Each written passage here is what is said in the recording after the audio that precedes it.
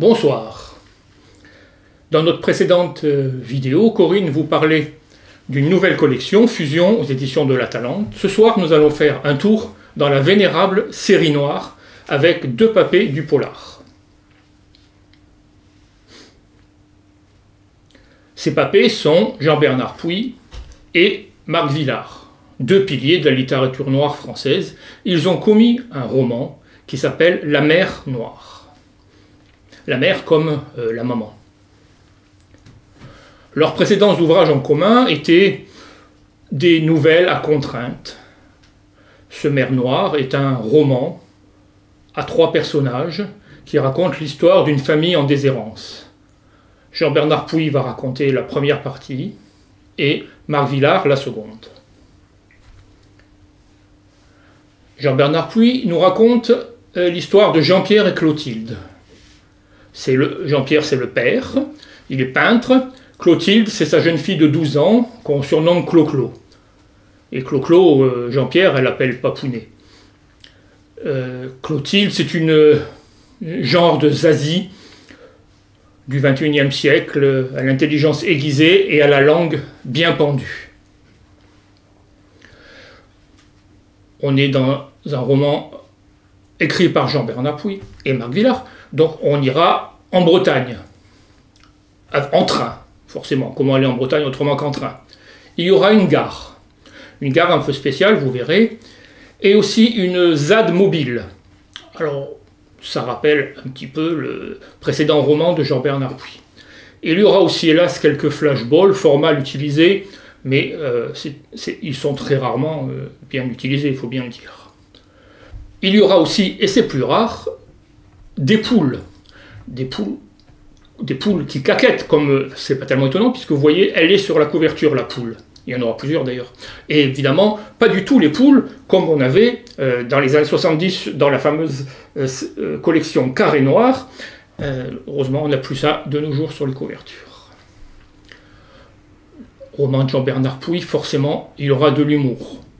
Quelques jeux de mots, plutôt tordus, ou pas d'ailleurs, et de l'humour incisif, et parfois doux amer. Et bien sûr, comme il en faut, toujours au moins un petit peu, il y aura du rock'n'roll. Marc Villard, lui, va raconter l'histoire de Véro, la troisième personne de la famille. Elle a abandonné Clotilde et Jean-Pierre pour une errance en Provence, comme si ailleurs c'était mieux.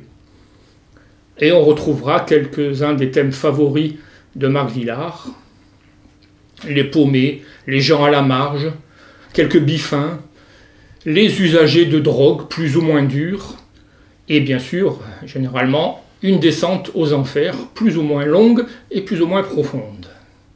Mais pour nous sauver, il y aura de la poésie, car Véronique écrit de la poésie sur des petits bouts de papier, dans des carnets ou sur des cartes postales.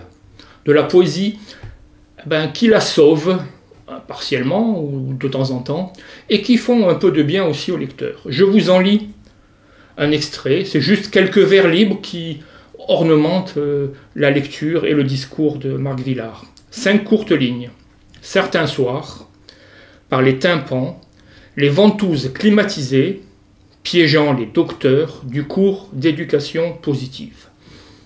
Je vous laisse voir évidemment dans le contexte le pourquoi de cette poésie. C'est un court roman de 150 pages, très dense, écrit par deux virtuoses. Ils jouent avec les mots, ils jouent avec leur thématique favorite.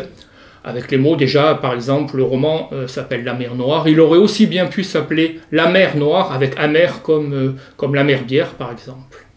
Ils jouent aussi avec la langue, dans leur style propre, adaptant le récit à leur propre thématique.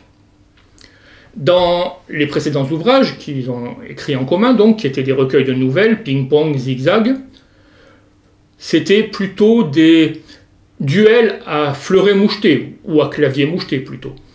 Tandis que ce roman, cette mer Noire, c'est plutôt un duo façon jazz, où chacun des deux instrumentistes, ici donc les écrivains, joue leur partition tout en restant à l'écoute de l'autre, et en s'autorisant bien sûr quelques belles petites impros habile. Mer Noire est un roman où, comme on les aime en fait, où ceux qui résistent réussissent à ne pas perdre, ou au moins à ne pas complètement se perdre.